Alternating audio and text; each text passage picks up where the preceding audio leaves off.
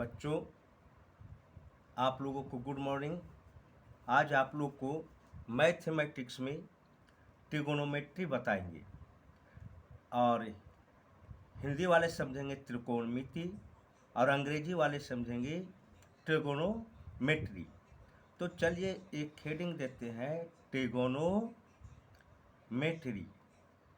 Trigonometry और इसको हिंदी में बोलते हैं त्रिकोणमिति। ये खास करके ये जो चैप्टर है 10th क्लास से स्टार्ट होता है, लेकिन कुछ ऐसी बातें इसमें जानकारी देंगे जो आपको 7 क्लास 8 क्लास 9 क्लास सभी को फ़ायदा करेगा। तो इसे आप ध्यानपूर्वक सुनेंगे और समझेंगे तो आपको बहुत लाभदायक होगा इससे। चलिए सबसे पहले आप लोग को समझाते हैं इसमें कि त्रिकोणमिति में खास करके त्रिभुज के बारे में यानी ट्रायंगल के बारे में पढ़ना है, खास करके समकोण त्रिभुज जिसको अंग्रेजी में कहते हैं राइट एंगल्ड ट्रायंगल। तो सबसे पहले हम आप लोग को राइट एंगल्ड ट्रायंगल किसे कहते हैं? राइट एंगल्ड ट्रायंगल, और इसको हिंदी में बोलते हैं समकोण त्रिभुज।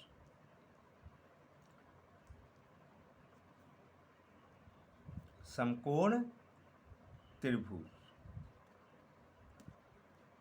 तो देखिए समकोण त्रिभुज है क्या, यानी राइट एंगल्ड ट्रायंगल है क्या? What is right angled triangle? Such triangle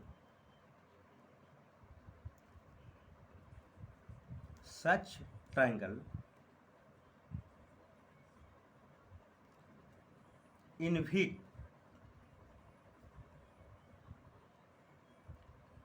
one angle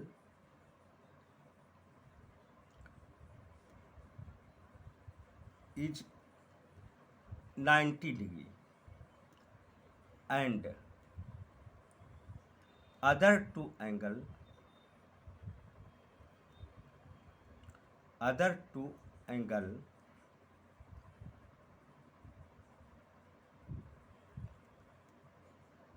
is acute angle. Acute angle वह एंगल है जो 0 डिग्री से बड़ा होता है और 90 डिग्री से छोटा होता है, यानी 90 डिग्री से छोटा होता है। और इसे हिंदी में लिखेंगे इस तरह से, समकोण त्रिभुज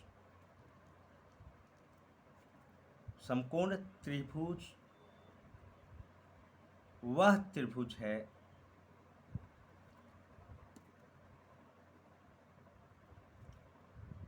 जिसका एक कोण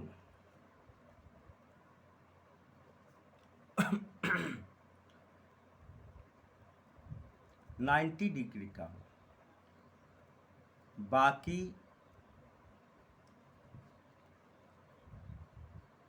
दो में से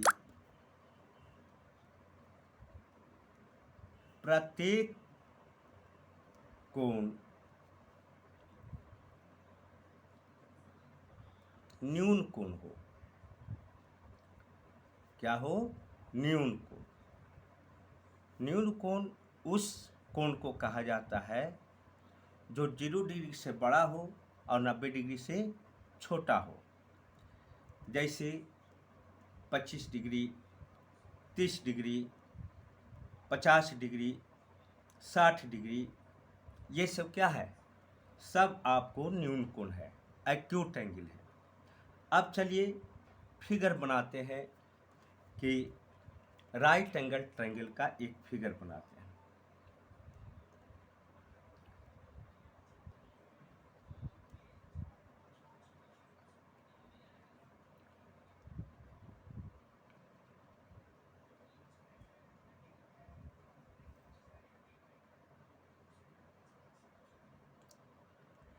ए बी सी एक राइट एंगल ट्रायंगल है जिसमें बी बराबर, बी का मेजरमेंट जो है 90 डिग्री है। बाकी दो एंगल ये एक्यूट एंगल है, न्यून कोण है। क्या है? न्यून कोण यानी एक्यूट एंगल। इसको, इस एंगल को एक्यूट एंगल भी कहेंगे। एक्यूट एंगल,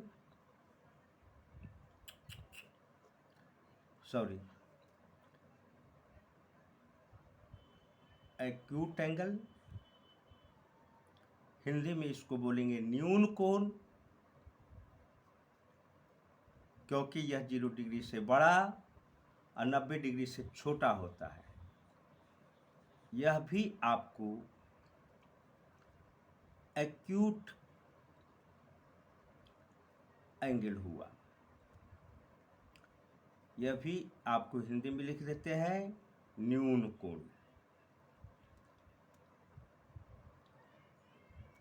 ये आपको 0 डिग्री से बड़ा हो सकता है और 90 डिग्री से छोटा हो सकता है। यह भी आपको 0 डिग्री से बड़ा हो सकता है, 90 डिग्री से छोटा हो सकता है। लेकिन ध्यान रहे, कोई भी त्रिभुज का, कोई भी ट्रायंगल का तीनों एंगल का जो सम होता है, यानी जोड़कर जो होता है, वह 180 डिग्री होना चाहिए। ये 90 डिग्री हुआ, तो अगर इस मान लीजिए 70 डिग्री हुआ, तो आपको यह आपको कितना हो जाएगा? तो ये दोनों को जोड़ जाइए, 9 7 16 यानी 160। अब 160 में जोड़िए कि 160 हुआ, तब ये हो जाएगा आपको 20 डिग्री। अब देखिए, तीनों एंगल मिलाकर 180 डिग्री हो गया। लेकिन इसमें एक एंगल जो है वह 90 डिग्री होने के कारण यह त्रिभुज, यह ट्रायंगल आपको समकोण त्रिभुज कहलाया, यानी राइट एंगल्ड ट्रायंगल कहलाया। अब देखिए, आपको इंट्रोड्यूस करवा दिए कि समकोण त्रिभुज क्या है, राइट एंगल ट्रायंगल क्या है। अब इसमें सभी जो साइड है, देखिए ए सी यह साइड है, बी सी यह भी साइड है, ए बी यह भी इस ट्रायंगल का साइड है। साइड को हिंदी में कहते हैं भुजा। तो 90 डिग्री के जो सामने के जो भुजा होता है, साइड जो होता है, यानी उसके विपरीत जो होता है साइड, 90 डिग्री के सामने यानी विपरीत, अपोजिट में, तो उसको कहते हैं हाइपोटेनस। क्या कहते हैं? हाइपोटेनस। और इसको हिंदी में कहते हैं कर्ण। अब देखिए, ये जो वर्टिकल खड़ा है, आपको ऊर्ध्वाधर साइड है, ऊर्ध्वाधर भुजा है, तो इसको कहते हैं अंग्रेजी में परपेंडिकुलर।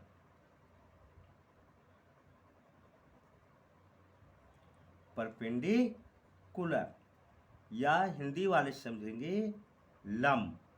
इसको पी से सूचित किया जाता है। देखिए, पी से शुरू हुआ इसलिए पी से सूचित किए।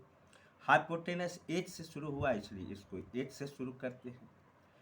और बाकी एक साइड जो हुआ ये नीचे, यह आपको हॉरिजॉन्टल लाइन हुआ, या क्षैतिज भी कह सकते हैं। इसको बेस कहते हैं। अंग्रेजी वाले समझेंगे बेस और हिंदी वाले समझेंगे आधार। तो देखिए, समकोण त्रिभुज यानी राइट एंगल ट्रायंगल में आपको तीनों साइड का क्या क्या नाम दिया गया है वह आपको पता चल गया। 90 डिग्री, फिर से इसको रिवीजन कर देते हैं, रिवाइज कर देते हैं, दोहरा देते हैं। 90 डिग्री के सामने वाला जो अपोजिट है, विपरीत है, इसको कहते हैं हाइपोटेनस, इसको हिंदी में कहते हैं कर्ण, और इसको एच से सूचित करते हैं स्मॉल सी।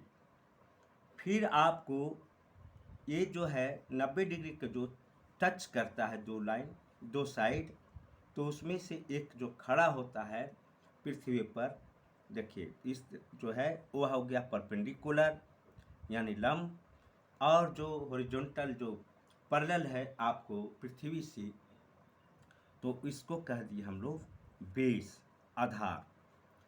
अब यहाँ पर इंट्रोड्यूस करवा दिए आपको कि समकोण त्रिभुज किसे कहते हैं, राइट एंगल ट्रायंगल क्या है, इसमें हाइपोटेनस क्या है, लंब क्या है, बेस क्या है। अब एक इसका फार्मूला होता है, वह फार्मूला ये है, पहला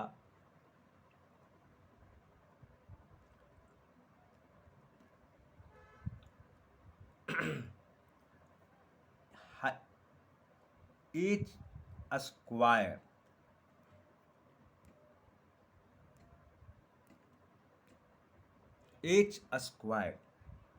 equal to P square plus B square. H हो गया हाइपोटेनस, बी पी हो गया परपेंडिकुलर और बी हो गया बेस। इसको इस तरह से भी दर्शा सकते हैं, रिप्रेजेंट करते हैं। एच बराबर, देखिए इधर स्क्वायर है तो इधर जाकर अंडर रूट में हो जाएगा P square plus B square. दूसरा फार्मूला देते हैं, देखिए आप पी स्क्वायर बराबर निकालना है, तो एच स्क्वायर इधर पड़ गया, और ये देखिए प्लस है तो इधर आकर क्या हो जाएगा माइनस, यानी बी स्क्वायर। एच स्क्वायर में से बी स्क्वायर को घटा देंगे तो पी स्क्वायर निकल जाएगा, इसलिए पी बराबर निकालेंगे तो आपको हो जाएगा H square minus B square. तीसरा फार्मूला सब इसी पर आधारित है। देखिए अब बी स्क्वायर निकालना है, तो बी स्क्वायर बराबर एच स्क्वायर। अब देखिए एच स्क्वायर इधर है, इधर प्लस है, बी स्क्वायर निकाल रहे हैं, यहाँ देखिए प्लस है तो इधर आकर क्या हो जाएगा माइनस पी स्क्वायर, इसलिए बी बराबर भी हो जाएगा, क्या हो जाएगा यहाँ आपको h square minus p square का under root h square minus p square. ये तीनों अगर आपको फार्मूला शुद्ध याद रहेगा तो ट्रिगोनोमेट्री आपको आसान हो जाएगा, और इसी पर आधारित है ट्रिगोनोमेट्री, त्रिकोणमिति। इस वजह से आपको समकोण त्रिभुज के बारे में जानकारी रखना होगा। इसमें हाइपोटेनस किसको कहते हैं, परपेंडिकुलर क्या है, बेस क्या है, और ये तीनों का फार्मूला क्या है, वह आपको मालूम होना चाहिए। साथ ही साथ आपको एक और बताते हैं, इसमें स्क्वायर रूट आपको निकालने के लिए आना चाहिए, जो कि आपको पिछले बार जो वीडियो बनाए हैं आपको उसमें आपको स्क्वायर रूट कैसे निकलता है, वर्गमूल कैसे निकलता है, आपको बता दिए हैं। अब चलें थोड़ा सा कि इसको निकालिए, ये आपको बता दिए, परिचय दे दिए कि यह आपको क्या है, आधार है ट्रिगोनोमेट्री का।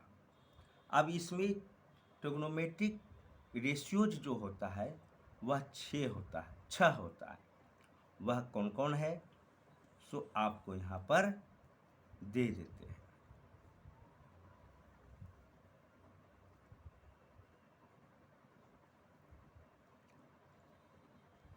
पहला साइन थीटा, साइन थीटा बराबर होता है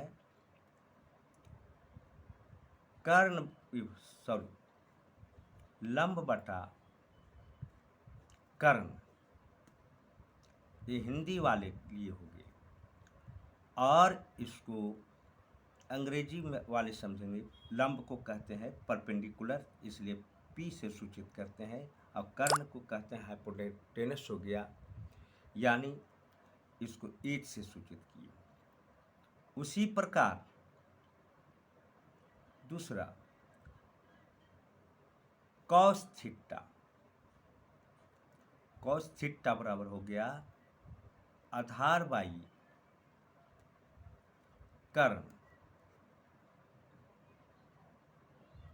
ये भी आपको आधार को बेस कहते हैं या 20 से सूचित करते हैं और कर्ण को 8 से सूचित करते हैं। चलिए तीसरा है एक टैन थीटा। टैन थीटा बराबर होता है लंब बटा आधार।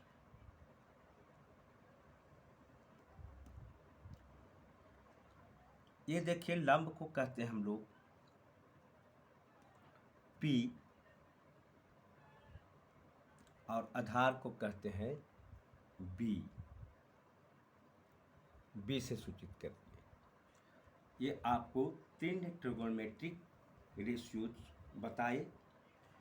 ट्रिगोनोमेट्रिक रेशियो को हम लोग हिंदी में कहेंगे त्रिकोणमितीय अनुपात। अब चलिए इसका उल्टा, साइन थीटा का उल्टा होता है। यहाँ पर आपको एक फार्मूला देते हैं,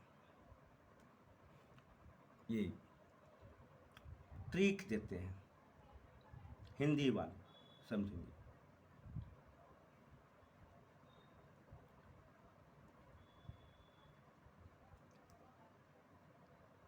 ये हो गया लाल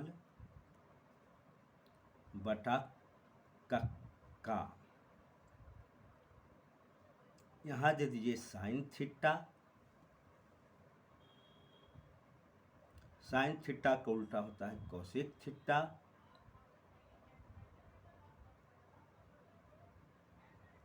ये होता है कॉस थीटा। कॉस थीटा का उल्टा है सेक थीटा। ये हो गया टैन थीटा। इसका उल्टा होता है कॉट थीटा। अब देखिए एल से ल,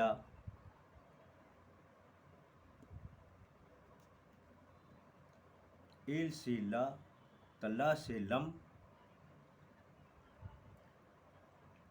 ए से अ से आधार, के से क, तो क से कर्ण। ये याद रखिएगा। अब यहाँ पर साइन थीटा है तो एल बाई के, तो लंब बटा कर्ण, लंब बटा कर्ण। कौशिक थीटा आपको साइन थीटा का उल्टा होता है।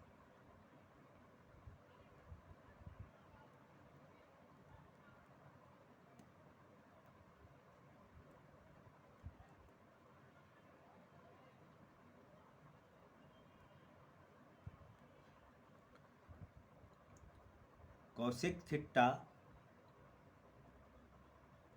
साइन थीटा के उल्टा होता है, यानी कर्ण बटा लंब हो गया, कर्ण बटा लंब। कॉस थीटा बराबर आपको बताइए आधार बटा कर्ण, तो कॉस थीटा का उल्टा होता है सेक थीटा। तो सेक थीटा बराबर हो जाएगा कर्ण बटा आधार।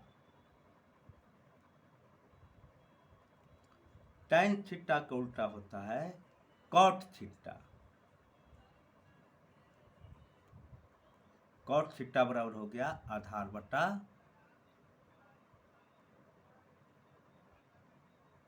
लंब। और ये आपको ट्रिग्नोमेट्रिक रेशियो का फार्मूला भी दे दिए आपको। यहाँ पर आपको कर्ण कैसे निकलता है लंब कैसे निकलता है, आधार कैसे निकलता है, अंग्रेजी वाले समझेंगे, हाइपोटेनस कैसे निकलता है, परपेंडिकुलर कैसे निकलता है, बेस कैसे निकलता है। तो इसके बारे में अगले आपको क्लास में समझाएंगे। आज जो है आपको बेसिक चीज़ बता दिया ट्रिग्नोमेट्री का, यानी त्रिकोणमिति का। इसको अच्छी तरह से गहन अध्ययन कीजिएगा, घर पर जाकर बार बार देखिएगा, तो आपको समझने में कुछ देर नहीं लगेगा। और आगे जो आपको इस पर क्वेश्चन दागा जाएगा, यानी क्वेश्चन जो आपको दिया जाएगा, उसको बनाने में कोई हिचक नहीं होगा, आसानी से बना दीजिएगा।